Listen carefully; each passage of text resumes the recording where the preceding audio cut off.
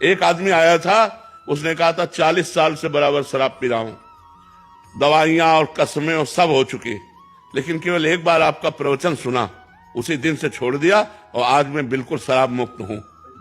हमारे पास तब आया जब वो शराब मुक्त हो गया। तो हमें लगता है अगर आदमी छोड़ना चाहता है तो वो छोड़ देगा, छोड़ना नहीं चाहता है तो हम भी नहीं छुड़वा सकते।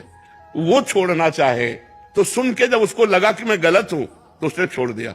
कई बार हमने कहा कि भाई आप 100-200 500 के शराब पीते हैं, यदि आप 100-200 500 के अंगूर सेव संतरा फल लेकर घर जाएं और अपने परिवार को दें, हरी सब्जी दें, तो कितना अच्छा रहेगा। आप शराब पी करके परिवार को दुख पहुंचा रहे हैं, अपने आप का नाश कर रहे हैं, आपके शरीरों के अंगों का नाश हो रहा है, आपकी इज्जत भी जा रही। आप फुटपाथ में पड़े हो, शराब पिए लड़खड़ा करके गिरे पड़े हो, 4 लोग तुम्हें देख के हंस रहे हैं, पैसा खर्चा किया और हंसी भी और हानि भी, तो इसमें लाभ तो है नहीं। भाई उठो, अपनी इस स्थिति से उठो और जागृत हो और अच्छे व्यक्ति बनो। तो जो लोग बनना चाहते हैं वो बन रहे हैं, तो आप जो बन रहे हैं उन उपहास को सहो। जैसे एक आदमी ने हमसे कहा, जब मैं तिलक लगा के माला लेके ऑफिस जाता हूं तो लोग कहते हैं बड़े भगत हो, तुमका बुरा तो नहीं कहते।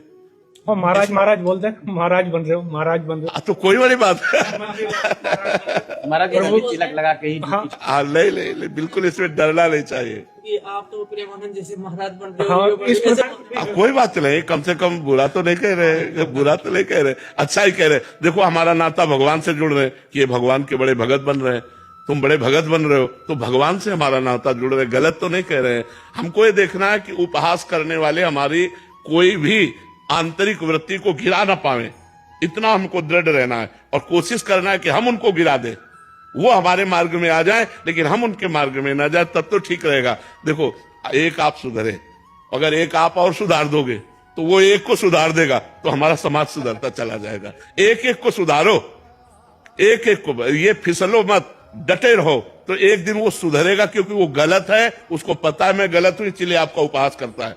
और जिस दिन वो आपका संग सही ढंग से प्राप्त कर पाया तो वो आपका दोस्त बन जाएगा, इसलिए आप हारिए मत। जब ये ऐसे अपने बड़े जन हो और हम उनको भी बोले कि नहीं, हम जैसे मैं एग्जांपल बताऊं, जैसे मैं आउट ऑफ इंडिया हूँ, तो महाराज जी जैसे वो नॉन वेज या ऐसा कुछ करते, लेकिन मैंने कहा कि मैं नहीं, आपको जो हो ठीक है, मैं नहीं करती। जैसे बच्चे हैं तो बच्चों पे भी अब है कि नहीं तुम जब हम भी करे तो तुम भी करो, तो मैं उनको अगर मना करती हूँ सख्ती कैसे कि नहीं, मेरे बच्चे को मैं।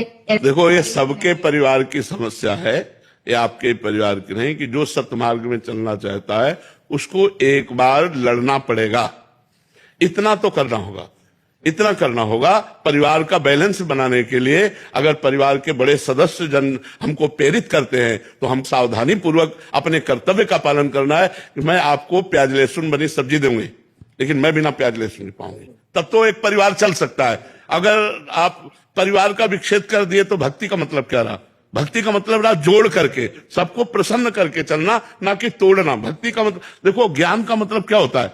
हाँ, हम एक प्रेम का वातावरण प्रकट करें, एक हम माहौल ऐसा प्रकट करें कि अगला आदमी जब कभी हमारे विषय में सोचे तो नम हो जाए, यार कैसा व्यक्ति है ये, 10 साल से मेरी सेवा कर रहा है लेकिन स्वयं ऐसा पवित्र, तो वो छोड़ सकता है। फिर हमें कि हम कलह पैदा कर दे तो हमें लगता है वो ठीक नहीं है। हमें भक्ति अंदर की करनी है और परिवार को बैलेंस बना के चलना है, क्योंकि आपका एक स्त्री स्वरूप है, तो इसमें आप किसी की माँ हैं, आप किसी की पत्नी हैं, आप किसी की बहू हैं, तो हमको सबको प्यार में बांधना है। प्यार से बांधना, तभी तो हम भक्त कहलाएंगे।